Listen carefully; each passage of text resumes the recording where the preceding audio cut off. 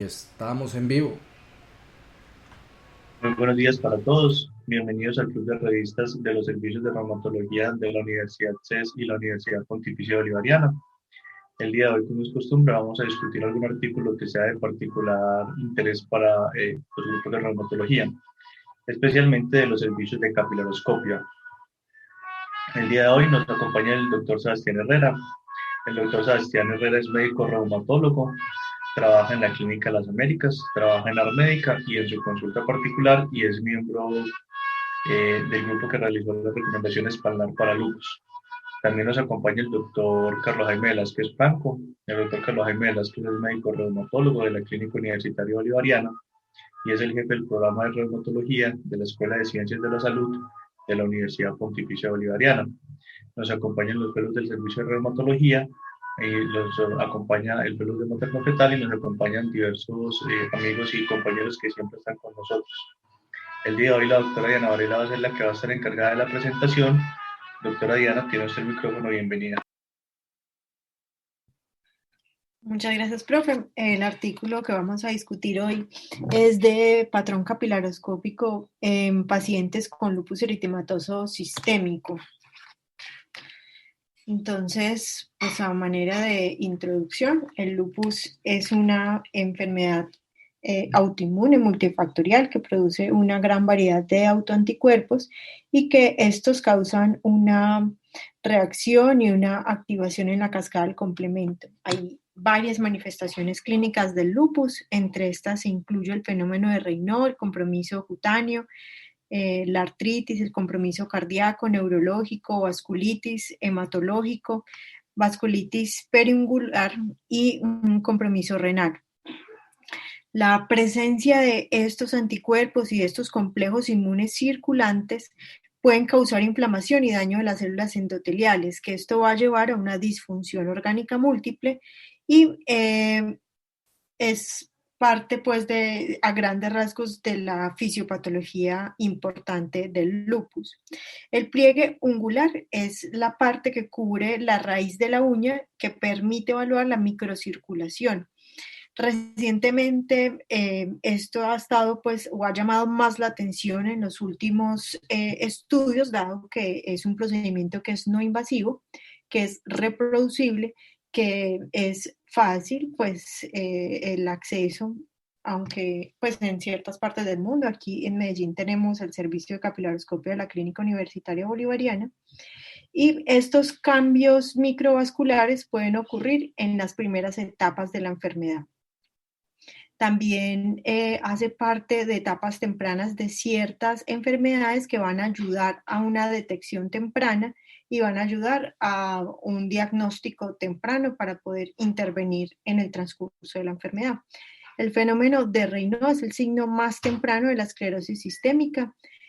Los anticuerpos y los cambios en la capilaroscopia es una herramienta, pues, muy valiosa para detectar el fenómeno de Raynaud y poder diferenciarlo entre un fenómeno de Raynaud primario y un fenómeno de Raynaud secundario. Y estos cambios en esclerosis sistémica han venido siendo también estudiados en los últimos años. Ya en el 2013, la ACR y el EULAR incluyen esta capilaroscopia como criterio diagnóstico en la esclerosis sistémica y que también puede ayudar a monitorear la enfermedad y a predecir el daño orgánico en el desarrollo de esta. Por ejemplo, puede ayudar a predecir el riesgo de hipertensión pulmonar en los pacientes con esclerosis sistémica. También se puede correlacionar con la actividad de la enfermedad y es fundamental, como les decía, para diferenciar o para ese estudio del fenómeno de Raynaud. Recordemos que en un fenómeno de Raynaud primario, la capilaroscopia no presenta cambios en esa vasculatura. También se han documentado cambios capilaroscópicos en lupus, en Sjögren, en enfermedad indiferenciada del tejido conectivo, en miopatías inflamatorias y otras enfermedades autoinmunes. Sin embargo, en estas patologías es un poco más limitado el conocimiento. Entonces, el objetivo de este estudio era valorar los cambios capilaroscópicos en pacientes con lupus, principalmente con Raynaud, y hacer esa correlación entre los cambios de la capilaroscopia, los anticuerpos y la actividad de la enfermedad. De ahí algo más que quieran anotar. Janita, sí, varias cosas. Hay una cosa que es muy interesante cuando uno se vuelve a los criterios de lupus, y los primeros criterios de lupus que salieron fueron en el 71, que generalmente derivaban de cohortes de pacientes de centros de referencia. Curiosamente, el fenómeno de Raynaud estaba en esos criterios, pero posteriormente los criterios del 82, que fueron los de TAN y después modificados por Hochberg en el 97, cuando hicieron el análisis de los criterios se dieron cuenta que habían algunas manifestaciones, como la alopecia y como el fenómeno de Raynaud, que no aportaban mucho. Llama la atención porque este cambio histórico se debió más a que eran cohortes que comparaban con esclerosis y con dermatomiositis. Entonces, al ser que esclerosis, pues, al comparar con esclerosis y dermatomiositis, evidentemente como un fenómeno de Raynaud confundía mucho, pero inicialmente, en un principio, se tenía en cuenta el componente vasculopático. Ok, súper interesante. Bueno, entonces para entrar en los métodos del estudio fue un total de 85 pacientes, de los cuales 9 eran hombres y 76 mujeres. La mediana de edad fue de 31 años, tenía un rango entre 15 y 58 años y tenían un diagnóstico relativamente reciente, los pacientes que eran admitidos. Se incluyeron pacientes entre mayo del 2016 y mayo del 2018. Se utilizaron los criterios de ACR EULAR y los criterios de exclusión fueron tener un síndrome de superposición, tener embarazo, tabaquismo y algún factor que no permitiera desarrollar bien la capilaroscopia, como tener un lecho ungular que no permita ver bien los capilares, tener más de 4 dedos con gangrena o daño. El SLEDAI, con un total de 105 puntos, lo dividieron entonces entre los que tenían inactivo entre 0 y 11 puntos y los que tuvieran enfermedad activa mayores a 12 puntos. ¿Y usted qué opina de eso? ¿Del SLEDAI? Sí, señora. Pues a mí me hubiera gustado ver qué eran los principales que puntuaban ellos como actividad. Sebas, ¿tú qué opinas de esa clasificación arbitraria del LDA que dice que eh, enfermedad activa mayor de 12 puntos en el SLDA? Pues dependiendo, lo que dijo Diana, enfermedad activa mayor de 12 puntos es enfermedad activa, activa, activa. O sea, yo no creo, para uno decir que va a depender de una capilaroscopia para evaluar actividad de enfermedad, un paciente que tiene que tener más de 12 puntos es un paciente que está muy enfermo. A uno le hubiera gustado más que hubieran utilizado otros cortes o que los hubieran estratificado. Menos de 4, 4 a 12 y más de 12, porque es que más de 12 puntos, eso generalmente se clasifica como enfermedad moderada grave. Entonces tienes una gran cantidad de pacientes por debajo de eso que, aún excluyendo hipocomplementemia y anti-DNA, pueden tener actividad importante, más teniendo en cuenta la sobrerepresentación que tienen algunos órganos y la ausencia de otros. Anemia hemolítica no está tracto gastrointestinal, entonces me parece que es un corte bien alto. Profe Calajaino, usted en su experiencia en la ronda, ¿qué tan pues, con los pacientes? Porque es que a mí me parece que hay un error ahí, porque si ellos dicen, no, es que tienen 105 puntos, pero usted los pacientes que ve que SLEDAI más o menos tienen cuando llegan hospitalizados enfermos o qué paciente esperaría usted que tuviera un SLEDAI de 12. Sí, en general es muy difícil lograr, pues ese es un rango muy amplio. Uno, pues yo tal vez el SLEDAI más alto que he visto es alrededor de 18 o 20 y está esa expensa sobre todo de nefritis, artritis y los marcadores serológicos, porque sobre todo los que más puntúan, que son lo neurológico del SLEDAI, en general los pacientes tienen unas manifestaciones como diferentes. Ese tipo de manifestaciones del SLEDAI no son las neuropsiquiátricas que uno ve como usualmente en la clínica. Entonces me parece que lo otro es que uno sí es de acuerdo con Sebastián en que hay que dar rangos entre actividad leve, moderada y grave, pero cualquier punto le da y usted ya estaría activo, sino que a medida que usted va aumentando los puntos, uno critica es la gravedad de la enfermedad, pero no la actividad. Entonces le da y siempre será un marcador imperfecto muchas veces de actividad lúpica. Listo. Ellos hablan de que escogieron 12 puntos como el punto de corte entre baja y alta actividad, o que ellos tenían entre los pacientes reclutados entre 1 y 24 puntos, entonces escogieron la mitad de la puntuación. Este protocolo fue aprobado entonces por el Comité de Ética del hospital y los pacientes requerían entonces tener las manos limpias, estar en un cuarto entre 20 a 25 grados por 15 a 20 minutos. Se hicieron las capilaroscopias en el cuarto y quinto dedo y se colocaba aceite pues para mejorar la calidad de la imagen. El brazo lo colocaron a nivel del corazón y se tomó al menos una foto por cada dedo. ¿Y usted qué opina de eso? No sé por qué colocaron solo cuarto y quinto si en general hacemos del 2 al quinto. El profe Carlos Jaime, ¿qué opina de esos dedos? O si él tuviera que escoger unos dedos que tuviera muy poquitos dedos para escoger, ¿cuáles escogería y cuántas fotos escogería? Y si él cree que la sensibilidad y especificidad de una foto por cada dedo en 4 dedos es igual al examen de 4 dedos por mano con 4 fotos por dedo.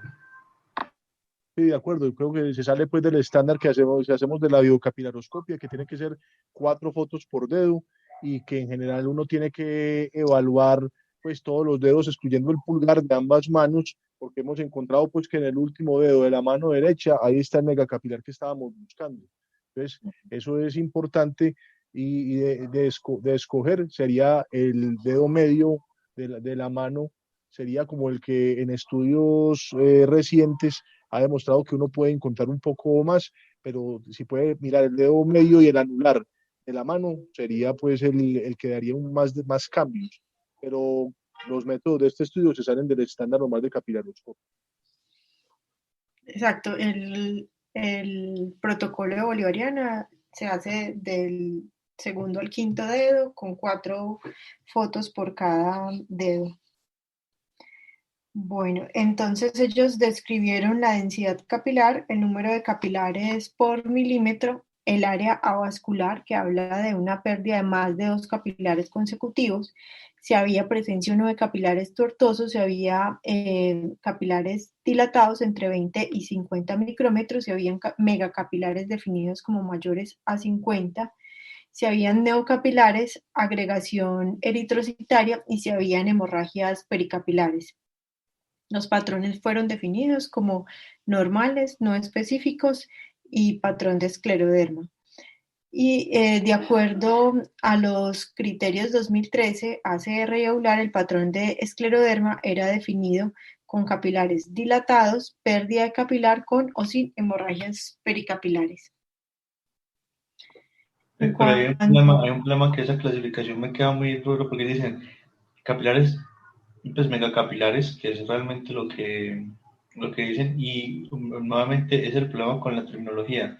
Ellos hablan al principio de capilares dilatados o megacapilares, el que hablan de capilares en larges capilares o capilares aumentados de tamaño, y o pérdida de capilares, pero es que usted puede tener pérdida de capilares, pero si usted no, salvo que usted tenga una pérdida de capilar franca con menos de 3 capilares, es muy difícil hacer el diagnóstico de un patrón de esclerosis sistémica.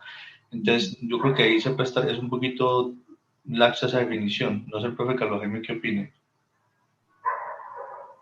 Totalmente de acuerdo. Es muy diferente y no siguen como la evolución cronológica, pues, o por lo menos uno puede poner un patrón temporal en los cambios vasculopáticos, pues, que se ve en capilaroscopia, no, no. Es muy una definición que no es precisa.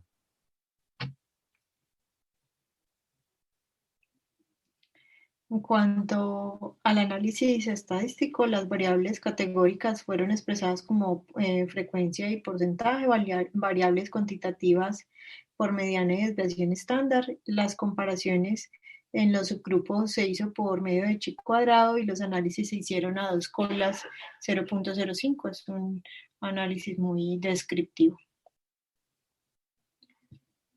Cuanto a los resultados, entonces los pacientes tenían de enfermedad, de diagnóstico, más o menos entre 3 meses a 10 años. Varios síntomas estaban relacionados con el lupus que fueron detectados en el momento de reclutamiento de los pacientes. Entonces, el reino estaba en el 31.8% de los pacientes, compromiso cutáneo en el 38%, artritis 22.4%, cardíaco 7.1%, neurológico 9.4%, vasculitis 10.6%, hematológico 25.9% y compromiso renal 57.6%. En cuanto a la presencia de anticuerpos, anti-DNA positivo lo tenía el 88% de los pacientes, SMIT estaba positivo en el 63.5% de los pacientes y la hipocomplementemia estaba presente en el 57.6% de los pacientes. En cuanto a actividad o no, la enfermedad estaba inactiva, es decir, con menos de 12 puntos de Leday, como ellos lo definieron, en el 67% de los pacientes, y activa en 32.9%. Bueno, hasta ahí. Teniendo en cuenta que ese activa es muy activo. Sí. O sea, esa corte estaba medio embaladita. Sí, yo creo que si ahí hubieran puesto en vez de activo y no activo como actividad grave y no actividad grave se vería mejor y no, uno no les daría tanto palo con esa definición, pero es una corte muy enferma.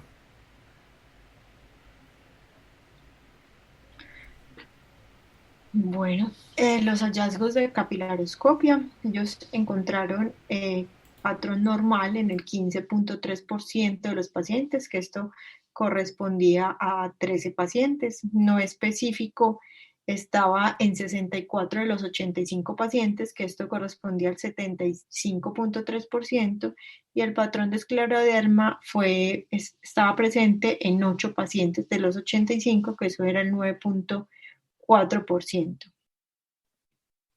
Aquí en la tabla 1, entonces vemos cómo lo divide entre los pacientes de alta actividad y baja actividad y los hallazgos de capilaroscopia. Si vemos la P, no había diferencia excepto en hemorragias, donde había una mayor presencia de hemorragias en los pacientes que tenían alta actividad de la enfermedad. Yo tengo una pregunta, Diana, dos preguntas. La primera, ¿qué es agregación eritrocitaria? Pues ellos no lo definieron bien, pero pues correlacionándolo con lo que hacemos nosotros, es más como un flujo lento. Porque ese es el problema, por ejemplo, ese término, agregación eritrocitaria, eso no tiene claro qué es uno, porque puede ser una hemorragia. Entonces, uno en teoría debería, si va a usar términos, dejarlos tan claros que sean interpretables para todos. Y la otra cosa es, ¿usted qué opina de esos 5 pacientes que tenían megacapilares? Pues es que esos 5 pacientes tenían una alta actividad de la enfermedad y ellos, pues vamos a ver en la medida de los resultados, que son los que se llevan como toda la atención. Me parece pues muy raro ver en un lupus un megacapilar. O sea, lo primero que usted quisiera saber es que no hayan sido unas esclerosis, ¿no? Sí, o que tuvieran una enfermedad mixta o algún, pues sí, más una esclerosis sistémica, porque megacapilares en lupus es muy extraño. No sé, profesor, si el profe Carlos, ¿qué opina? Yo creo que las definiciones, sí, no es claro como la distorsión de la distribución, anomalías, es un término pues absolutamente grande. Entonces, sí, pues digamos que cuando uno ve megacapilares es que no sean pacientes, bien sea de esclerosis sistémica o lo que uno arbitrariamente llama pues como esclerolupus, pues que de pronto sean pacientes que tengan ese fenotipo, pero que realmente sean realmente pacientes con esclerosis sistémica. Uh-huh.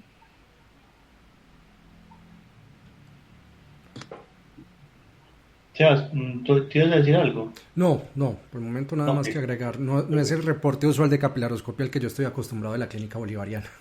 gracias, gracias. Nenita, sigue tranquilo. Bueno, acá colocan algunas fotos donde pueden ver microhemorragias y aquí ven un megacapilar.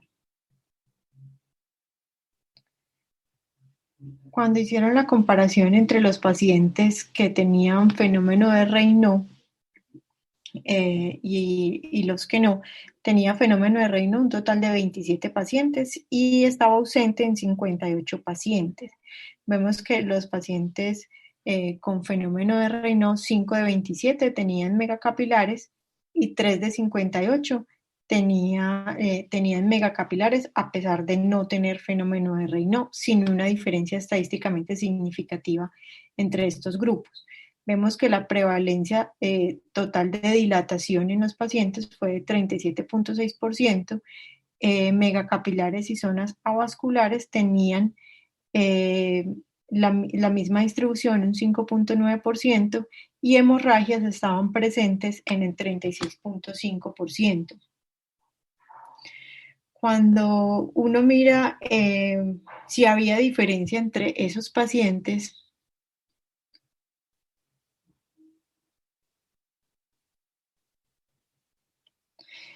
pensando en que unos tuvieran más o diferencia en anticuerpos, ellos tenían, realmente no había una diferencia entre los que tenían anti-DNA positivo o no. Esto se vio en un patrón normal en un 14.7%, no específico en 77.3% y escleroderma en 8%, que fueron 6 pacientes. Smith también tenía una distribución similar.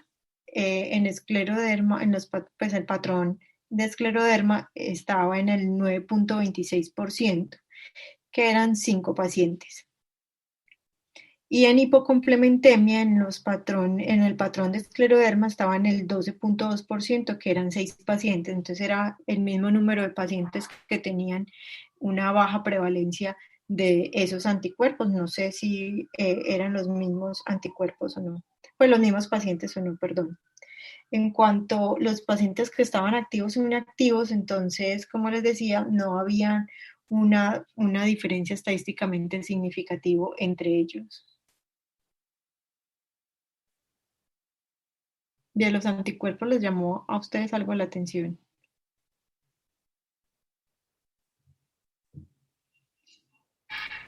Si no me equivoco, yo no vi RNPs por ninguna parte y RNP hubiera sido interesante conocerlo, pues no lo tengo en la Sí, cabeza. no, solo dijeron anti-DNA, Smith e hipocomplementemia, no más. Que siendo el principal diagnóstico diferencial una enfermedad mixta que incluso se puede codificar como lupus porque no tiene un código específico, es importante. Uh-huh.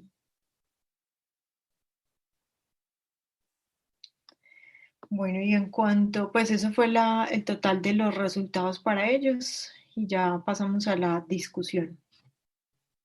Entonces, para ellos, pues el patrón más prevalente en lupus fue el no específico, luego el patrón normal y por último el patrón de escleroderma. Las hemorragias era lo que más estaba asociado a la presencia de actividad del lupus o pues con una SLEDAI mayor a 12. Las dilataciones estaban presentes en pacientes que tenían, pues en mayor prevalencia, pacientes que tenían fenómeno de Raynaud. Y esto habla pues que el endotelio es un blanco importante de inflamación en las enfermedades autoinmunes. Entre los pacientes que tenían anti-DNA positivo o negativo, Smith positivo o negativo, el patrón de capilaroscopia fue muy similar. La actividad lúpica también pues era muy similar entre los diferentes patrones. Los pacientes que tenían lupus y Raynaud tenían una mayor probabilidad de función orgánica y, y que hay que recordar que en los niños puede haber una mayor hipertensión pulmonar en los que tienen fenómeno de Raynaud. no había como nada más. En los niños y en términos generales en las personas no niñas, pues en los adultos también, porque el fenómeno de Raynaud tiende a asociarse a la presencia de un RNP positivo. Ujú. Cuando el RNP está positivo, los pacientes tienen el fenotipo esclerodermiforme, el fenómeno de Raynaud pueden hacer hipertensión pulmonar, haciendo la salvedad que cuando usted mide el RNP y el SMIT, cuando el RNP están y el SMIT están en el mismo título, realmente es más SMIT que RNP. Pero evidentemente lo que dice el doctor Sebastián, en este subgrupo de pacientes, el tener un RNP para poder hacernos una idea de el puntaje de ese anticuerpo hubiera sido fundamental. Y posiblemente el resultado hubiera enriquecido mucho la discusión del artículo. Sí, exacto. Pues es un artículo que deja pues preguntas por encontrar megacapilares en lupus que no las vamos a poder resolver con por los métodos del artículo porque pues nos faltan muchos datos para eso y que pues realmente no cambia mucho la conducta Digamos nuclear. que ahí, Janita, yo quisiera decir un par de cosas, y es que lo primero es que usted no está seguro que ese sea el verdadero perfil capiloroscópico de todos los pacientes, por lo que ya dijo el doctor Carlos Jaime. Y es que usted dice que un paciente es indeterminado hasta que en un dedo encuentra un megacapilar y cambia todo. Entonces, usted dice, sí, pues en una foto de un dedo, de 4 dedos, 4 fotos, de pronto, pero la pregunta es cuánto cambia la sensibilidad y especificidad para detectar si usted hubiera hecho 4 fotos. Entonces, usted realmente no sabe ahí, pues ahí toca poner como ponen en las películas, cualquier parecido con la realidad es pura coincidencia. Eso primero. Lo segundo es que usted tiene problemas porque le faltó el anticuerpo más importante, que es el SMIT. Eso a veces uno no puede demonizar a la persona porque es lo que hay, pues a veces le dicen a uno es que no uno toma en la práctica clínica, entonces no hay nada que hacer. Pero sí, definitivamente hubiera sido muy importante. Y adicionalmente a eso, esas definiciones arbitrarias, por eso es que usted tiene que usar las definiciones que ha usado todo el mundo. Usted no puede cambiar, pues, y yo creo que la experiencia de Sebas cuando estoy haciendo los criterios de lupus es que le dicen a uno trate de usar definiciones que utilice todo el mundo, porque si no, lo que usted nos diga no sabemos cómo lo vamos a comparar después. Entonces, uno se pregunta, y la otra cosa es que finalmente hay varios aspectos que afectan la medición capilaroscópica. Entonces usted dice, lupus puede tener vasculitis y puede tener vasculopatía. Entonces, la que realmente da los cambios capilaroscópicos son las vasculopatías, que es el daño vascular inflamatorio, que se asocia más al RNP. Entonces, usted detecta vasculopatía. No todos los subtipos de lupus tienen vasculopatía. Hay unos lupus que son muy vasculopáticos que tienden a ser esclerodermiformes, pero usted tiene otro tipo de situaciones que pueden afectar su reporte capilaroscópico sin ni siquiera hacer el lupus, como lo es, por ejemplo, la presencia de esteroides que pueden aumentar la visibilidad del plexo venoso por atrofia cutánea, o como lo es, por ejemplo, el síndrome antiofilipio que puede hacer capilares un poquito más tortuosos o incluso puede hacer hemorragias que son las manifestaciones típicas. Entonces, el gran problema acá es que les faltó más información y pues, lo intentaron sacar de una manera muy resumida, pero lo que uno termina diciendo, o por lo menos la conclusión que uno dice es alteraciones inespecíficas, que es lo que uno sospecha, pero cualquier otra cosa, es cualquier parecido con la realidad, pareciera ser mera coincidencia. No sé los propios qué opinan. Sí, es que el problema es que uno puede estar también de pronto hasta un síndrome de superposición, entonces uno no sabe esos pacientes, esos 6 pacientes que señalan si realmente puedan tener ambas enfermedades, entonces ahí le queda a uno bastante la duda, de acuerdo a lo del RNP, pues que era fundamental, y esto lo que reitera es que el lupus es una enfermedad muy heterogénea, o sea, yo pues, creo que es muy claro que hay subtipos de lupus, hay fenotipos clínicos, hay fenotipos serológicos, y aquí era fundamental mirar o si hay una superposición con esclerosis sistémica o si eran de esos pues, pacientes con lupus RNP positivo vasculopático.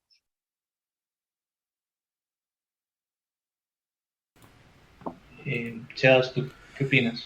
Que hay que hacer énfasis que todos podemos tener alguna idea de hacer capilaroscopia con la formación que tenemos, pero que definitivamente hay unos grupos que se dedican a hacer capilaroscopia y que conocen el tejemaneje y las particularidades, y uno puede hacer algo muy burdo, pero cuando ya uno necesita un diagnóstico, cuando ya uno va a hacer un estudio, tiene que ser con las personas que tengan experiencia y que sepan muy bien dónde están paradas, porque este estudio, o sea, hubiera sido un estudio muy interesante porque es una buena cantidad de pacientes cuando uno está hablando de lupus, pero se hubiera enriquecido mucho con todos los comentarios que ustedes están haciendo.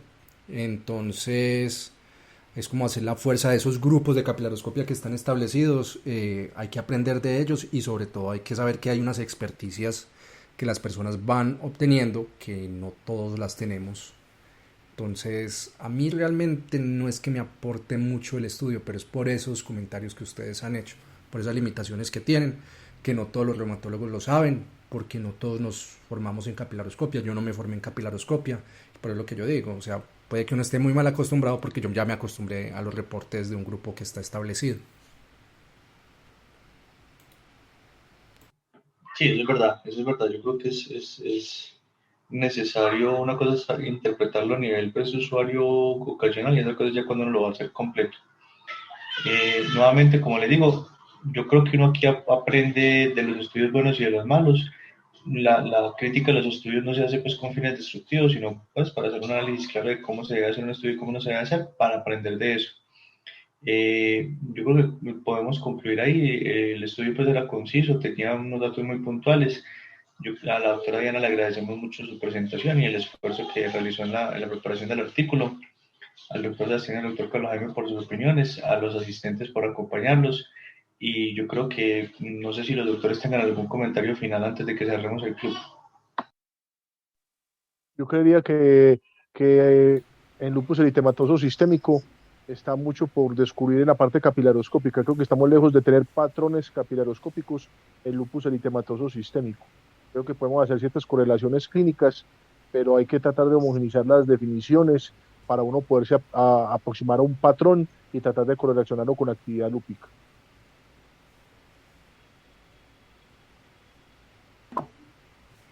Muy bien, yo creo que sí, yo creo que eso es lo interesante, que tenemos mucho tema por cubrir. Entonces yo creo que ya con esto podemos terminar el club de revistas. Los esperamos el próximo miércoles por otro tema y no nos queda más que decirles gracias totales. Buenas noches. Feliz noche. Feliz noche. Hasta luego. Feliz noche.